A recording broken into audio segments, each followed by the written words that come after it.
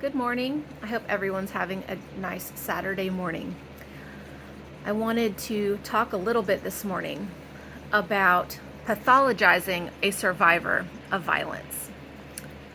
Obviously, we know that violence takes many forms. It can be physical, it can be sexual, it can be psychological, it can be emotional.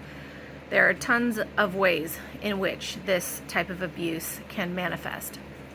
But when it comes to treating survivors of that sort of manipulation and coercive control, it's important to remember that a survivor is not the problem in the way that the perpetrator is.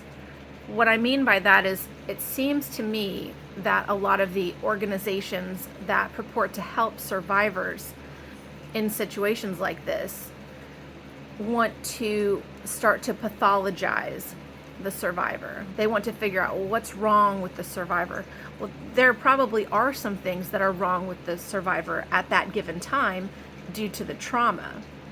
However, what needs to actually be the primary focus is to cease enabling the behavior of the perpetrator of the abuse.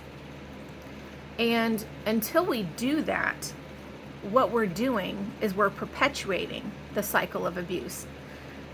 There are numerous cases, and I've posted a lot of this stuff publicly as well. There are a lot of cases that clearly display that in the legal system, perpetrators of violence are being empowered because they're not being held accountable. I'm not the type of person that thinks it's a good strategy to go around incarcerating people, because I don't really think that that resolves the issue. There are other ways to enforce the rule of law that don't necessarily have to be so heavy-handed.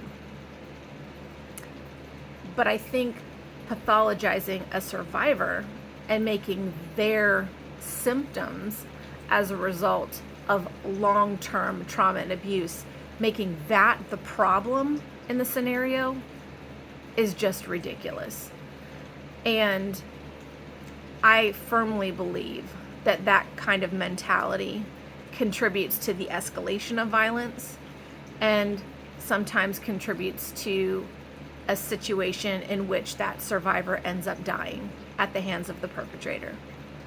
So I would like you to consider whether or not you agree with this opinion, whether you disagree with this opinion. Please leave your thoughts below. If you've had a similar experience, or if you have a loved one that, has gone through something similar to this, I would really like to know what your life experiences of this have been. God bless.